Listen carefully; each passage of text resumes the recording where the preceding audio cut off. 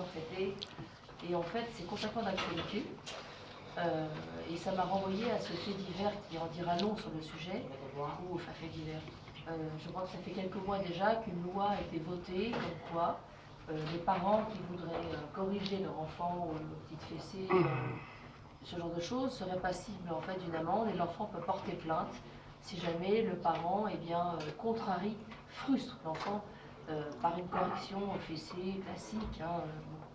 Donc apparemment la frustration est la bête noire de notre époque.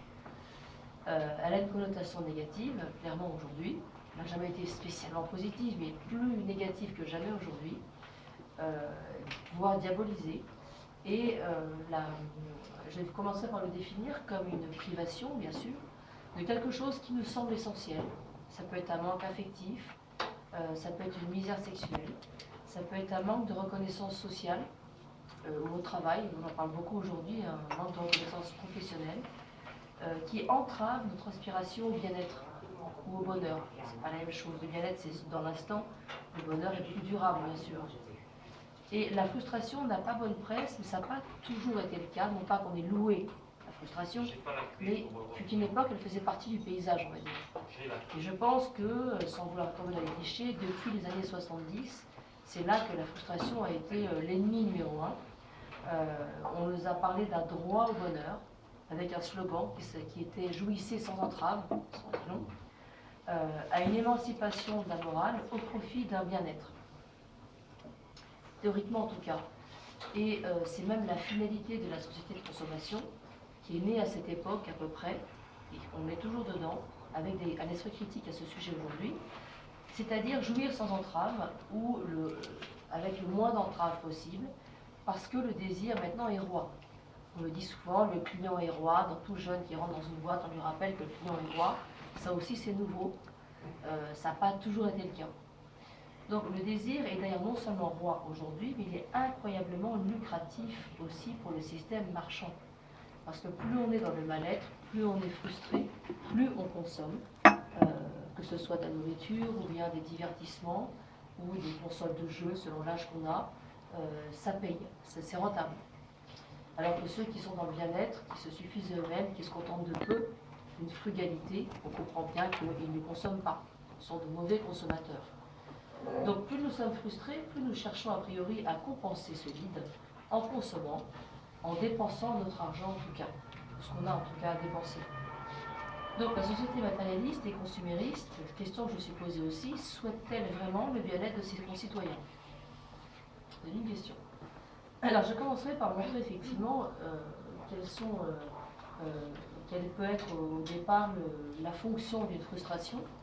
Et je me tourne vers le domaine de la psychanalyse, qui en a dit beaucoup de choses, Freud notamment, qui en a beaucoup parlé, et qui relevait à l'époque, fin du 9e, que la frustration faisait partie de l'équilibre psychologique. C'est quand même fou pour nous aujourd'hui, qui sommes dans la jouissance absolue ou presque, dans la revendication en tout cas.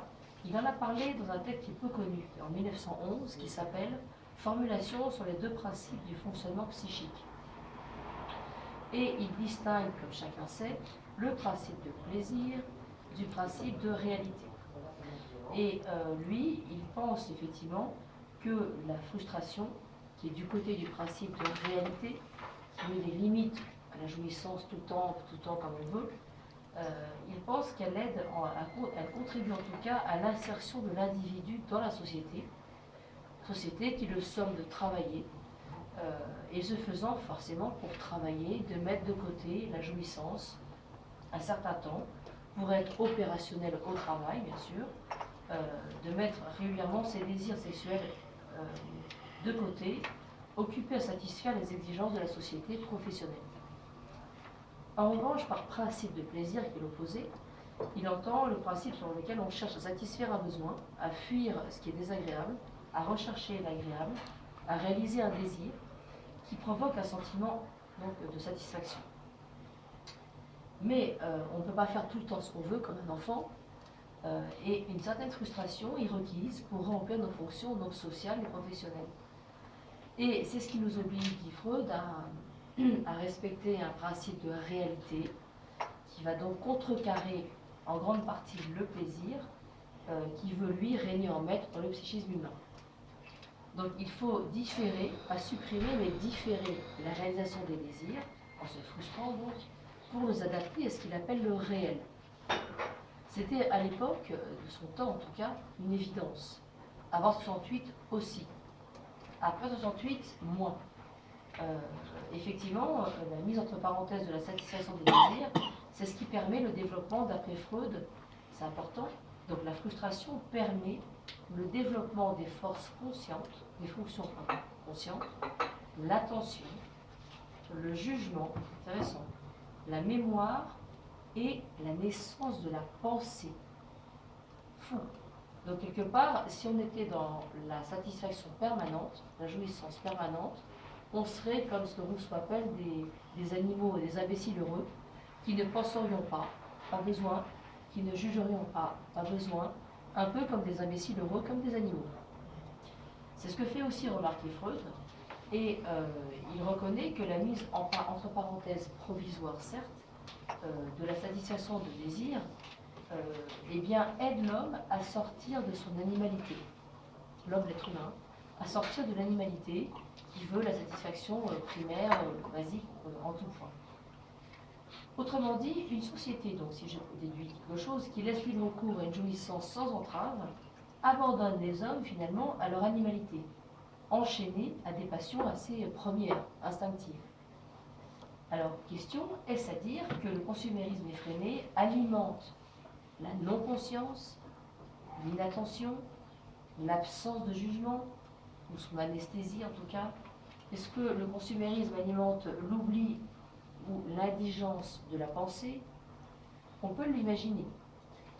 En tout cas, ça nous ferait devenir de parfaits esclaves sans qu'on s'en rende compte.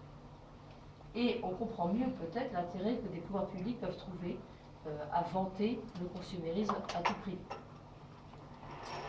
Alors, autre point de vue, et si la frustration, donc au vu de ce que je viens de dire, avait des vertus, finalement. Alors, pas tout le temps, bien sûr, mais disons entre parenthèses, des épisodes de frustration, et si ça avait des vertus. Donc, la frustration subie, certes, imposée par des facteurs éventuellement extérieurs, comme la prison, la solitude, la maladie aussi, l'ostracisation d'individus au sein d'une société où l'on vit, n'est pas souhaitable. Celle-là, c'est une expérience de l'humiliation. C'est humiliant. Et cette frustration-là, dans ces conditions-là, est effectivement une condition, on va dire, qui est asservissante.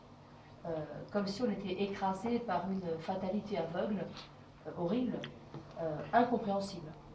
Celle-là n'est pas souhaitable. Par contre, si on prend une frustration qui relève temporairement, bien sûr, d'un choix conscient, pour épurer le mental, là, il peut y avoir des vertus.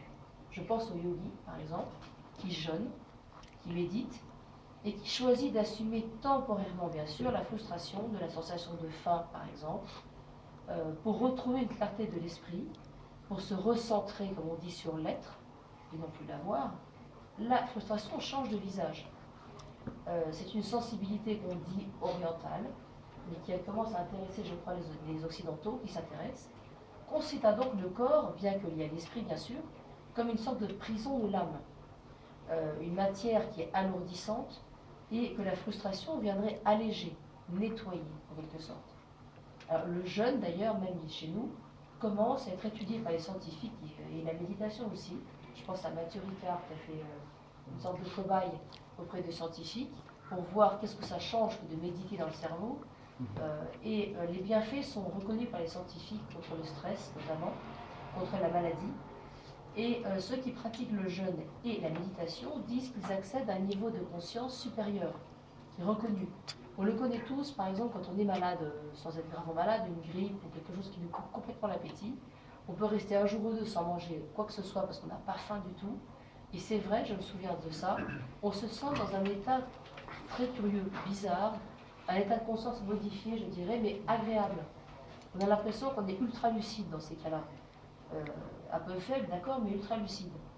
Donc c'est ce que cherchent justement comme état de conscience les yogis ou ceux qui méditent. Et les scientifiques le reconnaissent aussi, on accède à un niveau de conscience supérieur. Et les plus spirituels d'entre eux, encore un cran au-dessus, affirme que le corps n'a pas toujours été nourri d'aliments et qu'on peut se nourrir de prana. On en parle beaucoup aujourd'hui. Alors en sanskrit, la notion de prana intègre la notion de souffle et de principe vital du souffle. Causes et conséquences mélangées dans ce terme.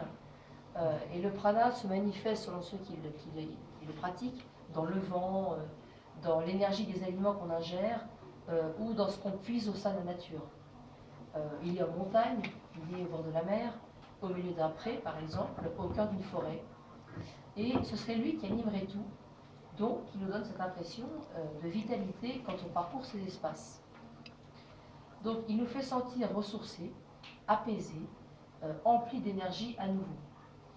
Alors la question de la frustration nous renvoie alors dans ce cas-là à la question de l'énergie naturelle qui pourrait bien être ce qui nous dispense un sentiment de plénitude, enfin, de l'inverse de la frustration. Et se sentir vide est donc la frustration, et inversement, se sentir plein d'énergie est aux antipodes de la frustration et nous fait ressentir un bien-être. Donc ici, je dirais que la frustration, d'un autre point de vue, spirituel cette fois-ci, s'apparente donc à une discipline de l'esprit qui nécessite une certaine frustration, une certaine discipline donc du corps. Alors ça nous permet de rebondir sur notre question, c'est-à-dire que si la frustration est un état mental d'insatisfaction, qui est caractérisé par un déséquilibre entre un désir ou une attente, et la réalisation de quelque chose qui n'est pas encore réalisé, est-ce que la frustration ne serait pas une étape vers le désir plutôt que son ennemi? Une étape différée vers le désir. Effectivement, on peut se poser la question, parce qu'un désir différé, est-ce qu'il n'est pas, beaucoup plus fort, savoureux, quand sa satisfaction s'est faite désirer, attendre? Je parle du désir amoureux, par exemple, qui est incomparable, avec la sensation de victoire. La frustration, n'est-ce pas plutôt une éducation du désir, plutôt que son ennemi? Une éducation du désir qui diffère, qui attend, qui tient compte de paramètres qui ne lui appartiennent pas, il n'est pas tout puissant, et qui peut-être humanise la dimension pulsionnelle du désir, et qui d'ailleurs fait des relations amoureuses peut-être plus durables, moins instinctives. La frustration, donc éducation du désir, pourrait donc humaniser l'aspect pulsionnel du désir, et on pourrait alors parler d'une sorte de palette, un nuancier, je dirais, entre frustration et désir, qui serait peut-être plutôt l'idéal, où chaque étape intensifierait ou ameniserait le désir, sans s'opposer à lui. Je parlais de degrés de désir, degrés de frustration, et on verrait dans ce cas-là l'éducation comme un encadrement des besoins et des désirs, où la frustration joue un rôle. Je pense à un exemple ici, c'est Solzhenitsyn dans le Cercle Rouge, qui est donc fait de la prison, et il raconte à un moment donné de son incarcération où on lui annonce de manière surprise la visite de sa femme, qu'il n'attendait pas du tout, qu'il n'a pas vue depuis des mois, et au parloir. Alors qu'il était sans plus aucun espoir en l'avenir, revoir sa femme de manière surprise après une longue séparation, il me raconte, change sa perception, sa vision même du monde et de l'existence en l'espace de quelques secondes. La vie lui sourit à nouveau, tout redevient possible, il raconte ça, comme si finalement le contraste entre la frustration et la satisfaction permettait toute la saveur d'un retour au désir, qui est décuplé là. Donc, et d'ailleurs, ça donne raison à une phrase de Jacques Prévert que je trouve très belle, qui disait pas autre chose quand il disait, finalement, on ne reconnaît le bonheur qu'au bruit qu'il fait quand il s'en va. Et ça, je trouve ça très beau. C'est triste à dire, hein, mais c'est le cas. C'est quand on est frustré qu'on regrette l'étape d'avant, on était beaucoup plus heureux finalement. Et le fait donc qu'on cherche tous à être le plus heureux possible, on tend vers ce projet, hein, c'est normal, mais peut-être qu'on tend tellement vers ce projet comme un dû, depuis, disons, les années 70, c'est tellement un dû, qu'on peut se demander dans quelle mesure la force de cette aspiration à mener une existence épanouie ne nous empêche pas de reconnaître ce bonheur quand il est là. Tellement on l'a attendu comme un dû. Est-ce qu'on a conscience du bonheur quand il revient? Est-ce qu'on a conscience qu'on est enfin comblé quand ça arrive? Donc la question, c'est plutôt ici de se demander si la frustration n'est pas une sorte de curseur de la félicité qu'on convoite tellement plutôt que son opposé. Par exemple, quand on se souvient plus ou moins douloureusement de frustrations qu'on a subies, est-ce qu'on n'attache pas 10 fois plus d'importance, de plaisir au bien-être quand il revient? C'est ça qu'on oublie de se poser comme question. Alors, on peut se demander effectivement si effectivement la frustration n'a pas décidément des vertus, si elle est contrôlée et consciente, bien évidemment. Parce qu'on peut se demander si on serait même conscient d'être heureux si la frustration n'existait pas. La félicité pour les uns, qui est un état passager, le bonheur plus durable pour d'autres, existerait-il tout simplement, à nos yeux en tout cas, si la frustration et le désespoir n'existaient pas? Et là, je pense à Leibniz, qui est un auteur qui a écrit sur la philosophie du contraste. Je ne sais plus dans quel livre il a écrit ça, mais il expliquait effectivement que le bonheur et le malheur, en fait, n'étaient pas opposés, et qu'on était heureux uniquement que par le contraste avec le bonheur, c'est-à-dire le malheur, parce que c'est ce contraste qui fait qu'on ressent la présence de son opposé, c'est-à-dire du bonheur. Sans quoi on l'exigerait sans arrêt, et égoïste et ingrat qu'on serait, on ne le ressentirait pas une fois qu'il est là. Donc l'idée de contraste me semble importante, plutôt que d'opposition manichéenne de la plénitude et de la frustration. Et qui me fait dire que finalement, peut-être que tout le problème vient de notre mauvaise foi, ou de notre ingratitude, c'est davantage le mot que je prendrais. L'ingratitude, la mauvaise foi, où on s'attache plutôt à nos plaintes vis-à-vis de nos frustrations, de nos déceptions imméritées, de nos manques, de nos regrets, et qui fait qu'une fois qu'on est libéré par moment de ce tunnel, le retour du bien-être est tellement indu qu'on ne s'en rend même pas compte finalement. Et je m'appuie ici sur un mythe qui est celui d'Homère dans l'Odyssée, qui raconte effectivement un héros, Ulysse, qui veut retourner chez lui, et il est obligé de combattre la jalousie des dieux pendant 10 ans pour arriver à retourner chez lui, avec des tas d'obstacles sur sa route, de frustrations de toutes sortes, et qui souligne ce mythe-là qui est long à raconter, mais en tout cas le bien fondé de la persévérance infaillible d'un soldat, si on peut dire, qui est Ulysse, qui endure tout parce qu'il sait pourquoi il chemine. C'est-à-dire pour rentrer chez lui à Ithaque. Donc finalement, refuser la moindre frustration, aujourd'hui en tout cas, depuis 68, fait de nous, consciemment ou non, des héritiers de 68, qui avait peut-être des bienfaits au départ, mais qui a été récupéré par l'idéologie libérale, peut-être, un mouvement de contestation contre toute forme de frustration. Et on est dedans à fond encore aujourd'hui. Hein. Il n'est pas question, plus jamais ça, de souffrir et la moindre douleur, évidemment qu'on ne la cherche pas non plus, mais la moindre frustration est un scandale, tout est honteux, tout est objet de procès, et jusqu'à mener aujourd'hui de jeunes parents, nombreux, hein, qui sont tétanisés à l'idée de frustrer leur enfant, qui ne savent plus l'éduquer, qui n'ont plus le droit de l'éduquer, parce que les enfants peuvent porter plainte, qui n'ont plus le droit de le réprimander, et qui font finalement des manifestations pulsionnelles des enfants, des ordres qu'il ne faut pas contrarier. Les profs en savent quelque chose, j'en fais partie, les parents aussi pour certains. Je pense à l'émission du grand frère qui a disparu, il y en a une autre, c'est Super Nanny. Si vous la regardez, ça vaut le coup. Vous voyez des gamins de 3 ans, de 4 ans, qui insultent leurs parents, qui donnent des coups de poing, des baffes à leurs parents, du jamais vu, parce qu'ils n'ont pas rencontré la moindre frustration dans leur éducation. C'est une honte. Et on va dire après que c'est normal, il ne faut pas entraver la pauvre liberté de l'enfant, on le traumatise. Et après, les professeurs récupèrent ces gamins dans les classes, et ça les rend inaptes au moindre enseignement.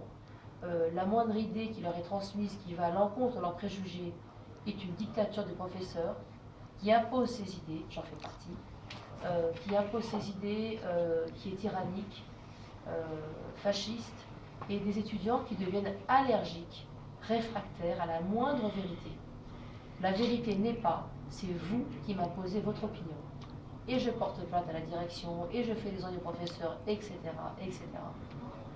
Donc, les enfants rois d'aujourd'hui, issus de 70 mal compris, peu importe, mais en tout cas issus de cette idéologie-là de jouir sans entrave, les a transformés en tyrans. Les tyrans, les mêmes, qui nous tyrannisent aujourd'hui quand ils ont malheureusement accès à de hautes fonctions. La frustration, donc ici, je conclurai là-dessus, nous situe au beau milieu d'une mise en cause radicale de tout discours sur la norme éducative, qui n'est plus. Donc, je pense à Oberton, je ne sais plus son prénom, qui a écrit un livre qui s'appelle La France mécanique, ou l'orange mécanique, je ne sais plus quel est le titre. La France de l'orange mécanique, quelque chose comme ça. Une allusion au film de Stanley Kubrick, et qui dénonçait dans son livre il y a peut-être 5 ans une France ensauvagée. Il l'appelle comme ça. Faute d'avoir rencontré la moindre frustration, ou faute d'avoir eu le droit de s'imposer la moindre frustration dans quelque domaine que ce soit, parce qu'aujourd'hui, on a fascisé la frustration. C'est du fascisme. Donc, on préfère le fascisme des tyrans. Apparemment, ce serait mieux. D'où le malaise de la civilisation que Freud avait annoncé, prophétique, fin 19e, puisqu'il est mort en 1939, donc juste au tout début de la Seconde Guerre mondiale. Et il avait perçu une tendance libérale de malaise de la civilisation, qui est le titre d'un de ses livres, où il dit qu'il perçoit un malaise d'une société qui va confondre deux types d'interdits catastrophiques. Les uns qui sont fondés, qui sont les interdits civilisationnels, celui de l'inceste, celui du meurtre, par exemple, qui ont leur raison d'être bien évidemment, et ceux beaucoup plus subjectifs, d'une certaine éducation familiale, au cas par cas, où on ne coupe pas la parole, on ne mange pas sans couvert, où il faut dire bonjour.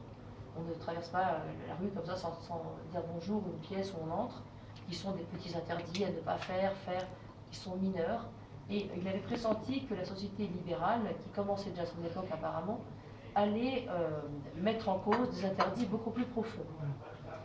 Alors vous allez me dire, encore l'inceste, bien sûr que c'est interdit aujourd'hui, oui et non, dans la mesure où le développement de la technologie, comme la GPA par exemple, qui au départ était présenté marketing comme étant le droit des homosexuels à être parents, donc un motif de la compassion, sert maintenant, vous êtes au courant je pense, à permettre à des homosexuels d'avoir des enfants.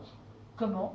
Par n'importe quel moyen, c'est-à-dire en faisant appel à la maman de l'un d'eux, qui a 61 ans, qui vient d'accoucher, paraît-il, si c'est vrai, d'une fille, 2 garçons qui ont pris le sperme mélangé des deux avec les ovocytes de la sœur de l'un d'eux, et c'est la maman d'un des homosexuels qui a porté l'enfant, qui vient de donner naissance à un enfant. Donc là, on est dans l'absence de frustration, au nom du droit à avoir un enfant, et en écrasant dangereusement le droit de l'enfant à avoir des parents, si possible, ne pas avoir la grand-mère comme mère et la tante comme sœur, comme mère. Donc là, on est dans une généalogie complètement brouillée, qui est un scandale. Pour l'inconscient de l'enfant, qui va être complètement fou, je ne sais pas comment cet enfant va grandir, mais il n'y a aucune barrière de protection des droits de l'enfance, il n'y a aucune barrière de principe de précaution, on n'en sait rien sur ce que ça va faire sur le gosse, mais on y va. Et on va devoir gérer tous ces enfants-là dans une société bientôt. Et ce que je vous dis là est jugé fasciste. Voilà, j'ai terminé. Merci. Ouais.